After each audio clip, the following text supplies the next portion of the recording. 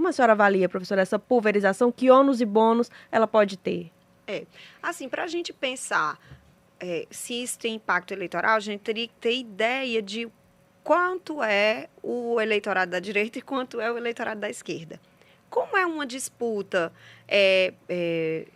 que a gente não tem essa mensuração, eu olharia muito mais do ponto de vista da estrutura, que é o que eu falei antes. Então, é ruim para a direita, sim, que eu tenha uma candidatura que vai ter força, que é a do André Fernandes, porque tem um partido que tem um maior fundo eleitoral, porque já tem um apoio significativo de uma liderança nacional e etc. Mas essa não é a principal candidatura. A principal candidatura é justamente do candidato que está com poucas condições estruturais.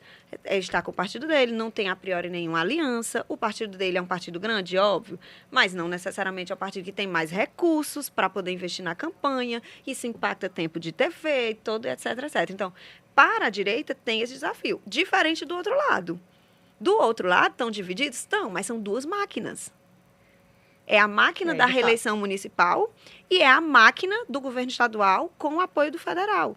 Então, ou seja, para lá, a estrutura está bem situada. E aí, obviamente, que isso quer dizer que define absolutamente? Não, mas o ponto de partida, isso que eu falei antes, as condições para suportar a disputa depende muito da estrutura e das condições. Né? E na direita, hoje, isso está com o André Fernandes e não com o Wagner. Então, a gente vai ter que perceber o que o Wagner consegue construir e articular nessa pré-campanha até ali a decisão, para a gente ter ideia de como ele chega, porque recall ele tem, né? Ele se mostrou significativo, mas também é importante lembrar que o Wagner foi candidato em 22, perdeu uma eleição que a gente tinha uma ideia que ele teria muita competitividade, né?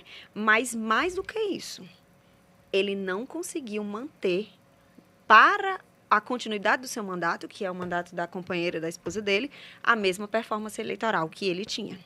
Na verdade, foi uma queda drástica, né? Então, isso é importante também perceber. Então, quem são os aliados do Wagner? Quem vai montar essa estrutura, né? Então, isso é importante. Então, minha leitura seria essa. Não sei se eu faço uma leitura do capital eleitoral e de quanto, mas das estruturas. Se eu pensar nas estruturas de campanha, o campo progressista tem melhores condições de suportar a disputa. De fato. E, professor, um outro ponto que a gente tem observado